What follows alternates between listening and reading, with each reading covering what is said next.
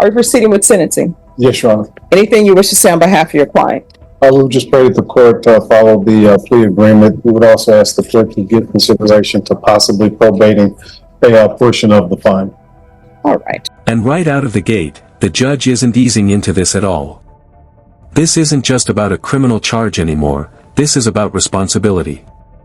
No job, no child support, living off mom. The court is already framing this as a life failure, not just a legal one. When a judge starts here, you know sentencing is not going to be gentle. So how old are you? Going to be 32 in October. Do you have any children? 4 of them at home. What are their ages? My oldest is going to be 14, 12, 10, and 8. All from the same mom. All right. And who is Jamecia? Juanita? No, it's Jameicia. Jamecia Asina Marie Mays. Who is that? Oh, that was the driver of the who got arrested that day. Female? Yes, ma'am. Not the mother of your children? No, ma'am. I was a backseat. All right. And who is Claudia Mesa? That would be her boyfriend. All right. Notice what's happening here. The defendant can't clearly explain who these people are or why he was with them, and that matters. In criminal cases, vague associations scream red flag.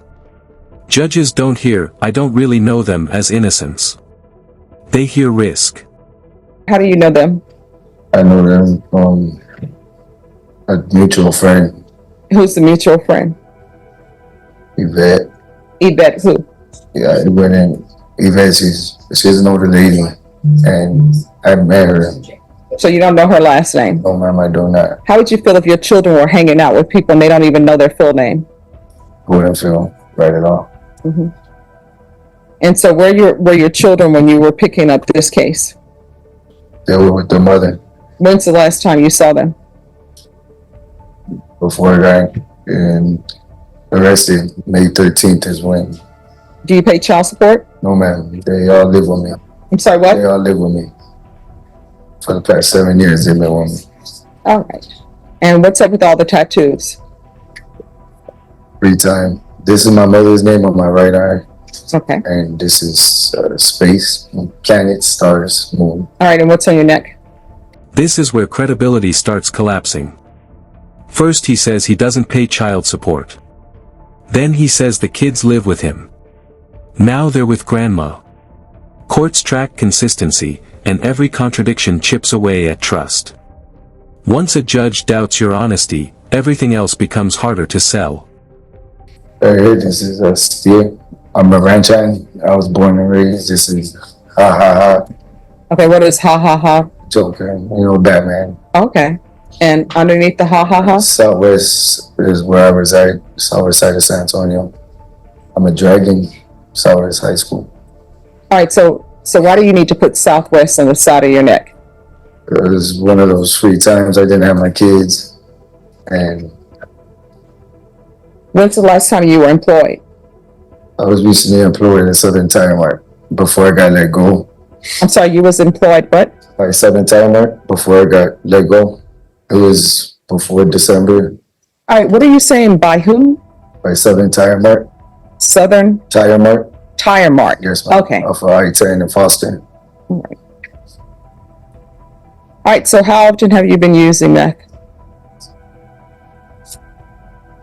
Really, I just use it when it's there. I mean, people I hang around with, but me purchasing it, no, ma'am, I don't. All right, I've never heard of people giving free meth unless they give it to you on the first time. Usually with marijuana, you can understand people are puff, puff, pass. But with meth, I've never heard of people doing the puff, puff, pass unless you're paying. I mean, I just moved back to the neighborhood and... This might sound funny, but this is actually devastating testimony.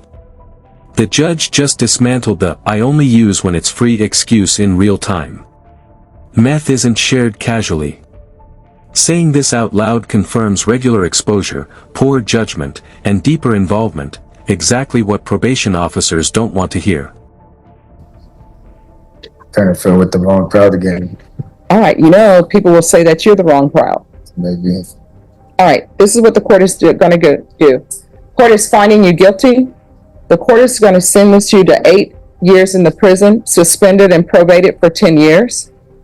There's a $1,500 fine that will be probated. There's to be restitution, if any, to SAPD.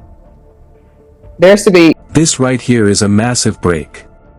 8 years suspended means prison is looming, but the judge is giving him a rope instead of a cell. Probation isn't mercy, it's pressure. One mistake, and those 8 years snap back into place instantly.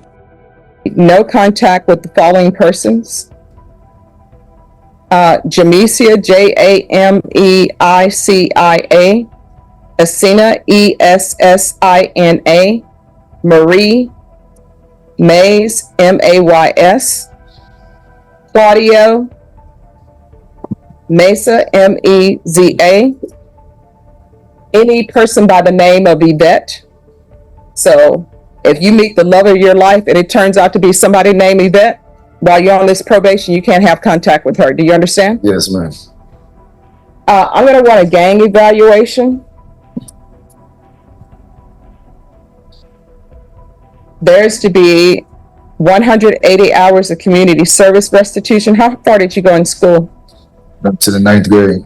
Why did you drop out? I wanted to get my own personal things, my own car, my own place, and really I dropped out before I even knew I was going to have a kid. All right. So has Child Protective Services ever been involved in your life? No, ma'am, they have not. All right. I'm going to want parenting classes. Once he completes parenting classes, then 80 hours of the community service restitution will be deemed satisfied. You are either going to get your GED or you're going to go into somebody's trade school.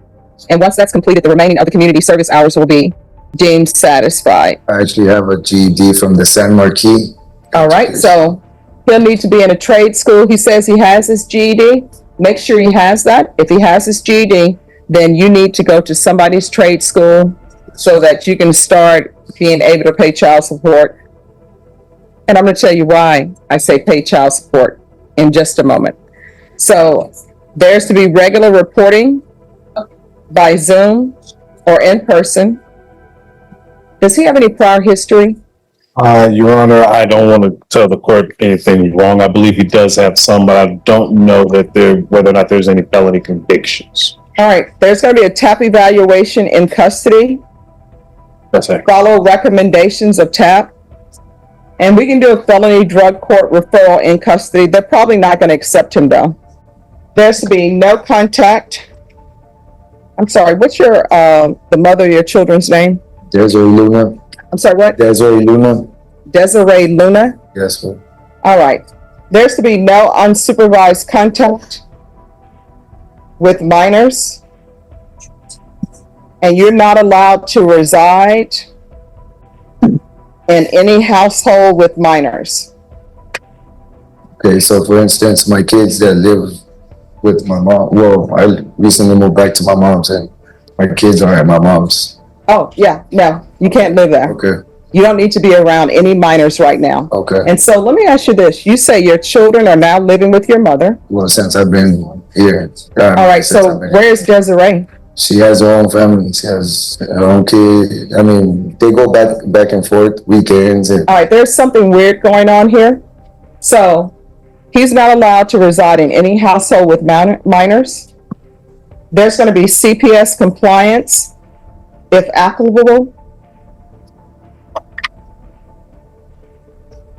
I'm going to want field visits until further notice. If he is under gang evaluation, of course, they'll handle the field visits. There's going to be proof of employment.